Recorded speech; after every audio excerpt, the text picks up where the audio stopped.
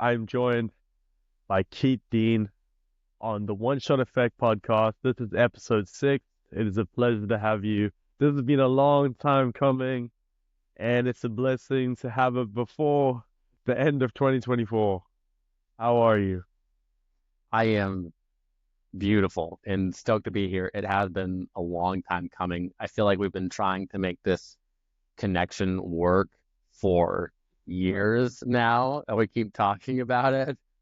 So it's good to finally to sit down and have a chat. And this is actually our first chat, so it's gonna be good. I'm excited. Blessings. The bike rider of Instagram. That's what I call you, bro. I don't know if that's I mean I'll take it. I'm not sure if it's the most accurate title, but I do love to ride my bike and I am on Instagram, so I guess it fits. And there's a skateboard in the back. I love it. Oh yeah. That's the transportation when I'm feeling extra saucy. It's From the haters. it's one of those things where that's like an instant flow state. If I can find a nice hill on the board and just find a nice gentle carve,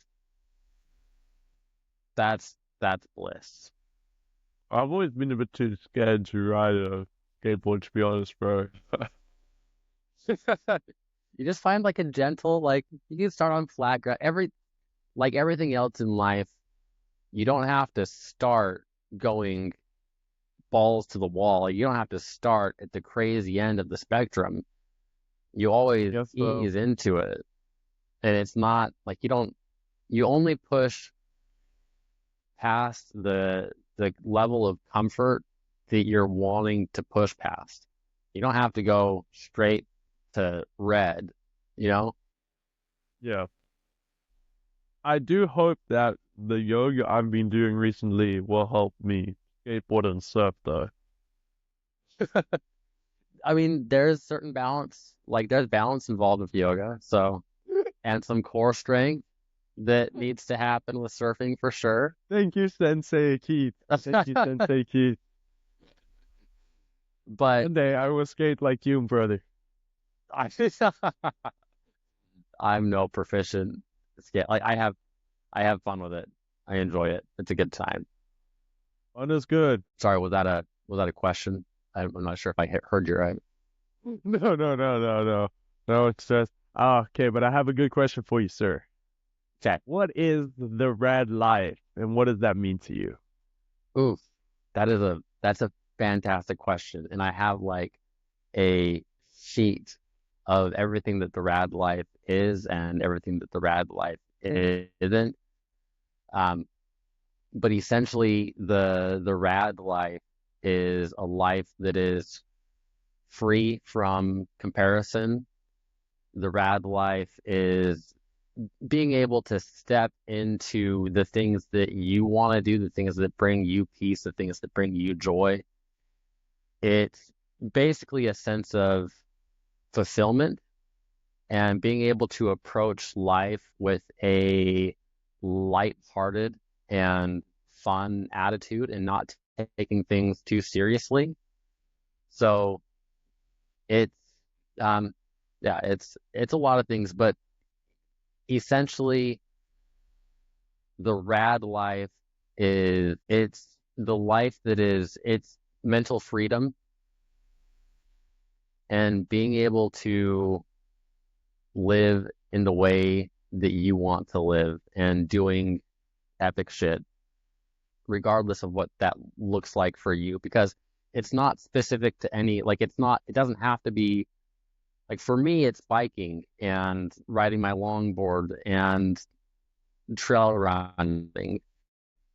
But for somebody else, their rad life might look entirely different. But as long as they're pursuing hobbies that interest them, that allow them to push past the comfort zone, because the rad life has to have a degree of confidence And the only way you obtain confidence is by pushing yourself to do things that are outside of your comfort zone, that scare you just a little bit, but being able to do it with a playful heart. I don't think I can hear you. I can't hear you. My bad. There we go. I hear you now. I wanted to ask, what is some of the epic stuff you have done? Ooh, I've qualified and competed in Xterra World Championships. Xterra being off-road triathlon. So Yeah, that's cool. swim and then mountain bike and then trail run. So basically just triathlon, but in the mountains. Um, Awesome. and anything that's related to that. And I view like the rad life doesn't have to have certain accomplishments attached to it. It's more just a state of being. Like it's an embodiment. It's not 100%. a goal that you're trying to get to. It's who are you acting as, and is that person that you're acting as the person that you want to act as? Like, are you like essentially are you being the person you want to be?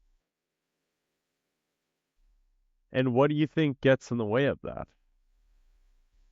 It's always ourselves. It's always it's self-doubt, it's limiting beliefs, it's the ego definitely gets in the way because Evo. the It's ego's the so thing. Evo,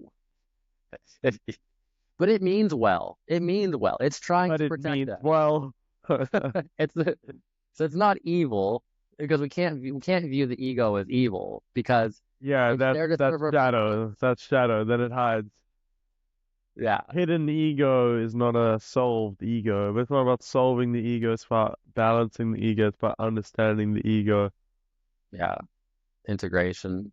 It's also being able to see like because when you move through life, you want to be able to move through life recognizing things that are egoic in nature, but be able to see them as the observer. So anytime that you come across a limiting belief or a self-doubt, anything that does hold you back, it's your ego trying to keep you safe and trying to keep you in your comfort zone. And you have to hold space for that and recognize it as trying to help you, but then also be able to take a step back and third person view so you can be like, okay, this is what I'm feeling. And these are my thoughts around this certain act. Like, this is my goal.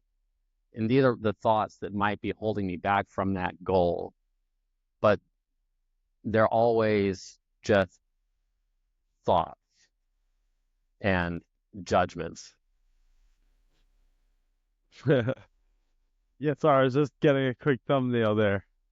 But You're good. yeah, the ego. It's it's definitely a journey, right? Yeah. We we do have times where we're more attached to it and times where we can separate a little bit more, as long as we're like aware and trying to do, for lack of a better term, the work. Work But yeah, is it's good. Work absolutely is a good. journey. The work is, I I do think wish we I could use a think better that's term that for it that though. I think that's part of the journey, right? I think people think they want to be the billionaire lying on the beach, yada yada yada. But I don't think that's what people want. I think Well, people want to do the work and at the end of the day feel satisfied and tired from the work that they have done so that they can fall asleep. And what a privilege to have gotten out of bed and been able to get out of bed, kind of thing. yeah, absolutely. It's we're all looking for fulfillment. And if we can go to bed feeling like we had a good day, if we can go to bed with excitement for waking up the next day, and we can wake up with that excitement or wake up with gratitude, then we're winning. But most people are so focused on what their ideal life looks like it's the money and cars and travel, but very few are focused on what really matters, and that's what does your ideal life feel like? So you have to shift the focus from like what does it look Feel the like, word. and you have to go like what does it feel like? Because you can embody what your ideal life feels like right right now. I don't know how you are with cursing on your podcast, and I'll You can curse, bro. know You how to can curse. watch my tongue. But it's so the ideal life in the rad life is available and accessible to everyone right here and right now. And if you can let go of what it looks like and instead embrace what it feels like, then there's nothing left holding you back from expressing yourself in your ideal way. 100%, bro. I hear what you're saying. Yeah. So it yeah, we get so hung up on what it looks like. I don't know if that's true for you because it's true for me too. Even knowing that, I still will constantly get hung up in what the ideal life for me looks like, and I'll reject what my current state of affairs looks like, and I'll be so hung up on getting to that next goal. And like that's part of the work, right? Is being able to be okay with where you are in the here and in the now, but still like reaching towards something else. So it's like finding that balance between having something to go for and having those goals and those ambitions, and because you have to have like you have to be working towards something, but you also have to be so embraced in the process that you're not only looking towards the end result. 100%. Yes, it's a balance, brother. It's a balance. I think the Yeah. one thing Have is you been able really to find a balance? it's it's I think it's what helps have it to have a balance is to have periods of we spend a lot of our time running, running, running, but if we can turn around and see the things that we've been running from, then we can progress. But the thing is, we have so many things affecting us all at once, that we don't really know what we're really feeling. We feel angered by this person, but it's actually because of this event that was a week ago because we're so detached from our bodies. And Yeah. yeah, that's crazy. I think a good example of it is how some people can get so overweight and some people can't. Some people gain some weight and they start to feel, oh, I'm not feeling good. I'm going to change. I'm going to make a change. Other people don't feel that. They just, it just goes further before. Think we only make a change when it's painful enough to do so. So things always get worse before they get better. So it's just interesting the different thresholds of that for people, you know? Why do some people stay in a marriage so long? Why does everyone have different boundaries, I suppose, and tolerances and yeah, even just to medicines and even diets, right? Even blood types and how that affects so many things. Yeah. Humans are And complicated. that was so complicated, and that's a really hard question because I feel like there's like at a soul level anybody that's going through um like whether it's they're not at the level of fitness they want to be in, or they're not in the relationship that they want to be in, there's always a certain degree of awareness that's felt as like a heaviness, and some people just don't know, or it's really difficult to make the changes necessary to relieve yourself of the weight that is basically like ignoring your intuition, because that's really what it is. Like you have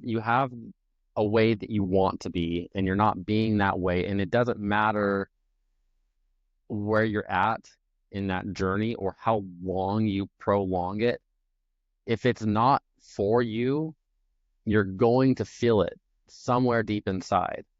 But the problem is that so many, like, we get so good at ignoring those internal cues and ignoring that intuition in that way. We just drown it out, right? We drown it out through consumption, through food, through media. And anytime we have to sit with our thoughts and with ourselves, and our mind starts going to these troubling places of everything that we aren't, we feel uncomfortable. And then it's like, oh, it feels really uncomfortable just sitting with my thoughts and trying to dive deeper into my own feelings and what I want. And this is hard, so I'm just gonna keep consuming because that's an easier way to dull. Like, it's easier to just dull the pain than it is to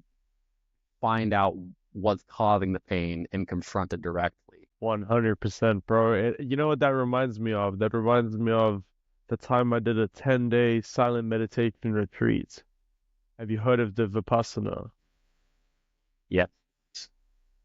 So I did one, I think it's now 2 years ago, and that was 10 days, no speaking. And How did you do? Was it hard? yeah, it was challenging. I was young, I'm still young. I was maybe 20, 21 at the time, one of the youngest people there. Um, and yeah, my brain just really went to ideas, ideas, ideas. I have such a good business idea. I'm gonna do this, I'm gonna do that. When I get back, it's like thinking of all these jobs for ourselves. I mean, we're so good at thinking of jobs for ourselves. Humans don't like to be bored, but it's like just, oh, for living in the future, living in the future, living in the future. Oh, living in my thoughts, living in my identifying in my thoughts. That's who I am. I'm the person who thinks these kind of thoughts. uh I'm gonna collect these good thoughts, and then I would like, you can't write stuff down, but I'm gonna like try and abbreviate it. So S is gonna remind me of this idea, and C is gonna remind me of this idea. It's like these games where you play 10 days Yeah. silence, but when I leave this place, then I'm gonna change the world. And then it's like to realize it's not about writing the ideas down. That's the whole point, is about letting the ideas come, letting them go. And that's also the thing, is if it's important enough, you will remember it. And if you don't, then like it's just practicing that thought, qualifying. It's just a process of, we have tons of thoughts coming up every day, every second. It's just, is this a good thought? Is this a bad thought? And I don't know, is good or bad the right word, but it's like, is this serving me now or is this not? And having that second between thought and taking an action. So if someone punches you, you think, what is the best reaction? But it's that millisecond. Yeah. That's a hard one. Like, if somebody punches you, like, that's a real test of your patience, right? And your practice. But Patience maybe is the wrong word. yeah, for sure. Resilience maybe. But any amount of space that you can hold between your reaction and being less reactive. But you mentioned how, like, you're in the meditation retreat, doing the Vipassana retreat, 10 days of silence, and you have all these ideas coming up and trying so hard to hold on to these ideas. But I want to talk about that because, that's on a big scale, right? But this is something that happens to people when they meditate on a small scale constantly. It's the second that they'll try to meditate and they'll start getting ideas, and it's really hard, especially if we feel like the idea is a really good one. It's really hard for us to let go of that idea, because we feel like if we let go of that idea, it's almost like a lack. Like, if we let go of that, like, this is the best idea I've ever had, and this is how I'm gonna get, like, this is how I'm going to fix my situation, and we cling to it, but it's just another egoic attachment. Because if we really we're understanding that all ideas come from source. Like all of our thought, we're not the author of our own thoughts. We feel like we are for like, and that's why we're, that's part of the attachment is we do believe that we're our thoughts. We believe that we're their generator. But if you sit down and really look at your thoughts as they arise, you see that you're not the one penning the thoughts. They're just popping up. So if you have a really good idea that comes up, it's a great opportunity to practice letting go. But if you are just sitting down to meditate and you do have a really, really good idea that comes up and you're having a hard time letting go of it, I usually just keep like a journal next to me when I sit down to meditate because I like to write after I sit for a while. But if I'm Oh, that's a really good trapped in idea. that thought, I'll just write it down and then I can usually move on from it faster so that I can enter a deeper meditative state easier. Beautiful, brother. Brother, listening to you, you remind me of Terrence McKenna, and it's really such a privilege to be on this call with you, brother. Like you have I, really I such profound wisdom, dude. Very present, and you're very present in this conversation, and I really appreciate that. I I appreciate those words. It's not like it's one of those things that it comes with practice. Like longboarding or biking, the more you practice, the better you get at doing those things. The more I practice meditation, like it just helps you become more present. But you start to realize that presence and your level awareness dictates how how you act in the world and how the world acts with you. And you start to see that the presence is where the peace comes and you feel that, right? Like anytime that you're deeply present The presence and you're and there in the I moment love that. without letting all of your thoughts get in the way, because like all of our misery comes from our thoughts, all of it.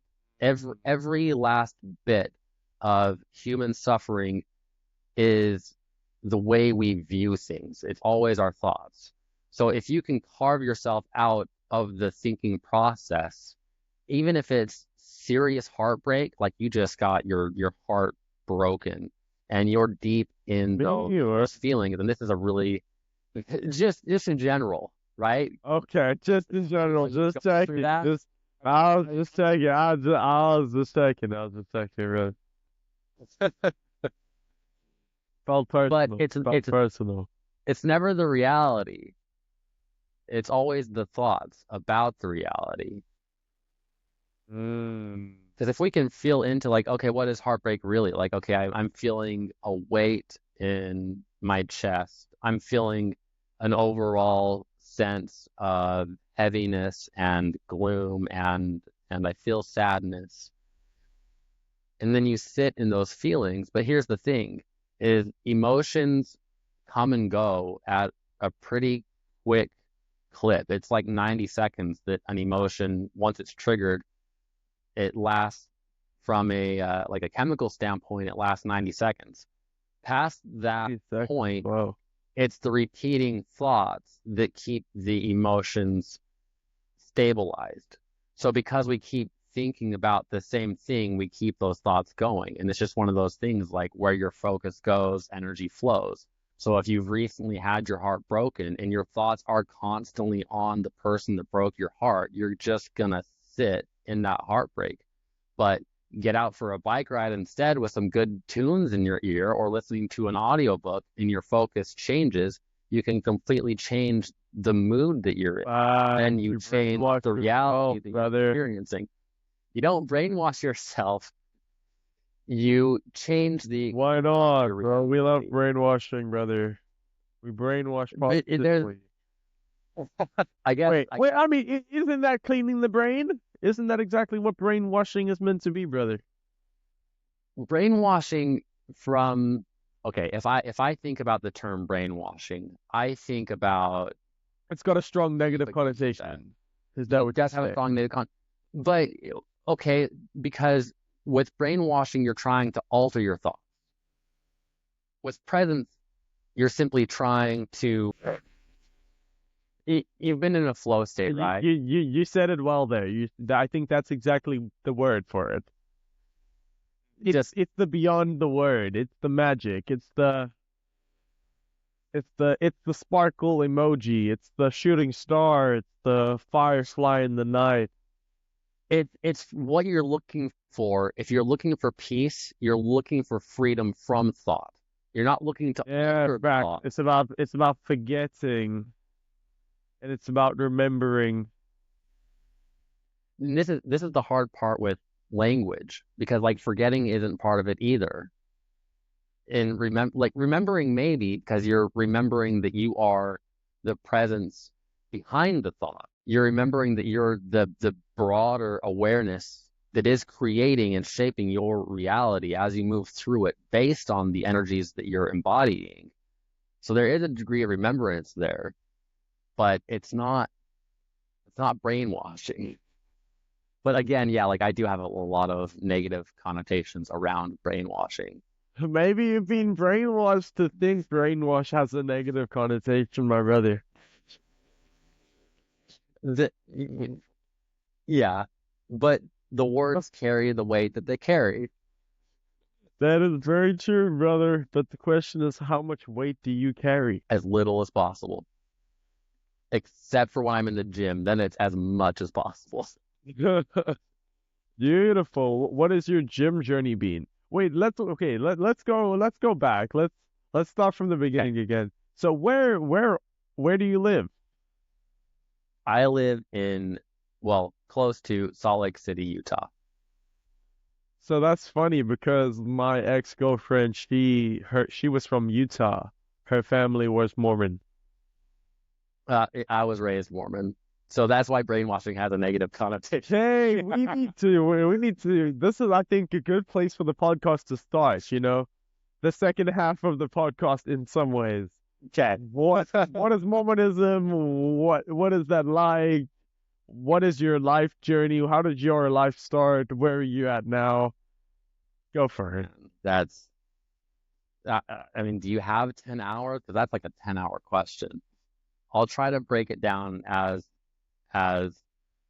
tightly as I can. But Mormonism is essentially like there's a lot of people that don't consider it to be a Christian based religion, but essentially it is a religion that is centered around Christ and Heavenly Father. It's biblical in nature, but they also believe that when Christ was here, that he established a perfect church, even though he came to do away with churches, but that after his death, that the truth of what he taught was scattered and broken, and that's why there's so many different Christian religions to this day, but that the truth of Christ's one true church was restored through this prophet named Joseph Smith, and he was the translator, more specifically and or more accurately, author of the Book of Mormon, which is the main religious text of the of Mormonism. It's a really, it's a pretty, it's a tightly run ship with pretty strict rules, and for the most part, you're encouraged to date inside the religion. It's very missionary focused. There are some positives to it, but there's also a lot of judgment. There's also a lot of never feeling good enough and constantly seeking for perfection that doesn't exist. And so there's a lot of mental health problems that arise in it because you're expected to be so perfect, and there's a certain degree of uh, public shaming that can get involved if you really like get into the thick of the way it Right. operates.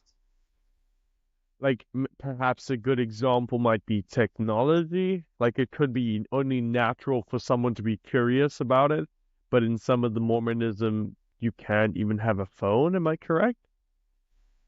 Now, you can definitely have a phone, but they do try to limit your um like where you get information from. So and it's weird because like you're encouraged to seek for truth, but also the second you start asking the questions that they don't want you to ask, you're quickly shot down. Um, but yeah, it's Who are the nameless they? that's a great question. The basically like the church higher ups that control the way that the whole church system operates, because it operates much like a business. And the way that the missionaries work is operated much like a business. And they're very tactical in the way they go about converting people. And when I say they, it's like a broader organizational um, they, because the main goal is to have as many people in the religion as possible so that there's constant income, because at the end of the day, it's it's a financial endeavor masquerading as a church. At least I feel like it has become that in recent years. It might not have started out that way, but that's like a whole like we this is a That's conversation that the goes whole deep into the different weeds. debate. Yeah. I But yeah, hear so you, I was brother. raised LDS. I got married in a Mormon temple, which is like Yeah. their Well, that's pretty and trip. had a child. Like Getting a pretty married and it experience, brother. wasn't that trippy, but the Okay. first Is it a pretty first temple time I went to or the temple, okay? they're all pretty because they all like there's no expense spared when it comes to those buildings. There's you know $13,000 chandeliers and $15,000 rug. And here's the crazy thing is like you're you're told or instructed to go to the temple to contemplate the Holy Spirit, which is your companion. But really all you're doing is going into this really, really quiet and peaceful setting and sitting and meditating. And then any thoughts that come to you are your own intuition, but they coax your intuition as the Holy Spirit and claim that like that comes from not only does that come from God, but it comes from God only because you are in the correct religion. It comes from And God so all like Premium. any Christianity, exactly, yeah, God premium. This is God Premium, Like the any Christian, iPhone 13 Pro now with God Premium included in their monthly subscription with Apple Care too. Adam and Eve may have took a bite out of the apple, but this insurance Apple Care will keep you sorted, my brother. oh man, yeah, it's So the the people easiest that, way to make money is to fearmonger, and that's why insurance will always do very well. Because yeah, people are more scared to lose money than they are excited to gain money. yeah. And if you threaten people with eternal damnation, then they're definitely more willing to pay up. So I recently researched that one of the common threads between most religions and just pretty much the easiest way to control people is through shame. And one of the easiest ways, or Yeah, easy is a, or maybe a wrong word, but one of the most common ways religions do it is through sexual shame. Oh, no sex before marriage. Oh, we're not even going to talk about sex. We're not going to talk about masturbation. We're not going to talk about porn. We're just going to ignore it. So porn teaches kids hard and fast. Religion teaches kids abstinence. So kids are confused. And it's somewhere in between porn and do not have sex or you go to hell that kids are like living between. And algorithms are playing that game because that's pretty much what short form video is anyway. It's porn for the brain. It's dopamine. And it often is nude women, almost nude women, thirst traps, uh, sexual memes. I mean, and I'm not saying there's something wrong with that, but I'm saying we need to be mindful of what we are letting trigger our brains on a daily basis. Even from the point of, for me, Absolutely. take quite a bit of pride in the fact that I look at as little advertisements as I can. Even though my business is in digital marketing, I try and not be bombarded myself by advertisements because I think it can be quite a jarring experience. So YouTube Premium, for example, is an investment that I use because I'm spending time on YouTube, so I might as well spend that time leisurely and not bombarded by advertisements. And I just think that's like, even the fact of like, if you're watching a video, even on a call or whatever, you're getting notifications from other apps. Even just one notification can like take your focus away from if you're busy working, you hear ding, it's like going to distract you. You know what I'm saying? Like for me, I haven't had like text sound on my phone in 4 or 5 years. I haven't had notifications for Instagram in like years. I haven't had sound for phone calls in years. Like it just, I think the world got too comfortable with the lack of privacy. People, it got to the point where people were posting their exact location. I mean, now you look at WhatsApp, we have live location sharing. But even crazier than that, we have kids on Twitch. Do you know what Twitch is? Yeah. We have kids on Twitch live streaming themselves in real life and having hundreds of other kids try and follow them because they want to be around fame. Yeah. It's crazy how the tech evolves and how humans evolve. And they say we were in the information age and now we're in the attention age. And I think that's exactly a good example right there. We got kids live streaming, and live streaming is the only thing more engaging than short form video. Yeah. And it's one of those things where you can only hope that with this technology that we have, as well as because I do believe that consciousness is not only elevating but expanding. So these types of conversations that we're having and talking about healing are becoming more prevalent.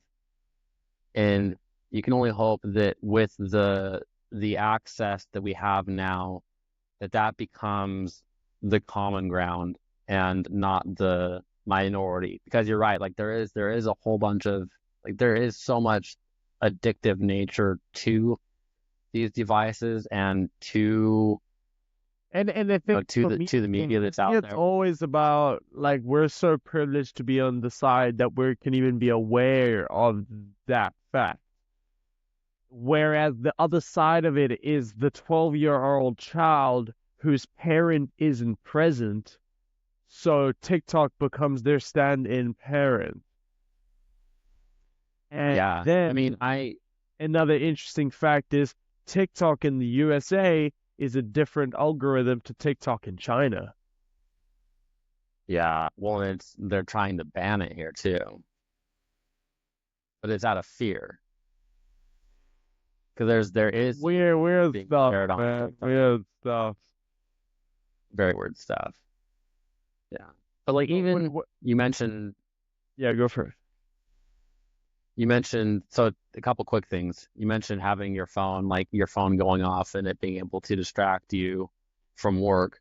But even if your phone doesn't go off, like even if your phone is turned off and Oh, sitting on the desk next to you, like it can still pull your attention away. yeah. Well, I always say like for me, like You know what I mean? A phone is more impressive to me than a piece of jewelry. The amount of things a phone can do. It just pulls the eye. It's just futuristic looking, you know? It's just, you look at a phone and I think you crave connection because it's a phone. Oh, I'm gonna talk to someone. But the reality is that's not what you often use a phone to do. Well, we're addicted to it. It's like, so I have this That's very true. I your truly phone. believe everyone is addicted to their phone, and it's like everything else is just like time between. But I think it's also, yeah. Sorry, you go for it, and then I'll maybe I remember. So like, I it, I have this analogy that reaching for your phone when you're bored is like reaching for a bag of potato chips when you're hungry. Like it's there and it's gonna provide that quick hit of dopamine, but it's not gonna satisfy you. And the second you put that bag of chips away or the second you put your phone away, that hunger is still gonna be there. Mm, facts. So I guess the next question is, what fulfills your soul, brother?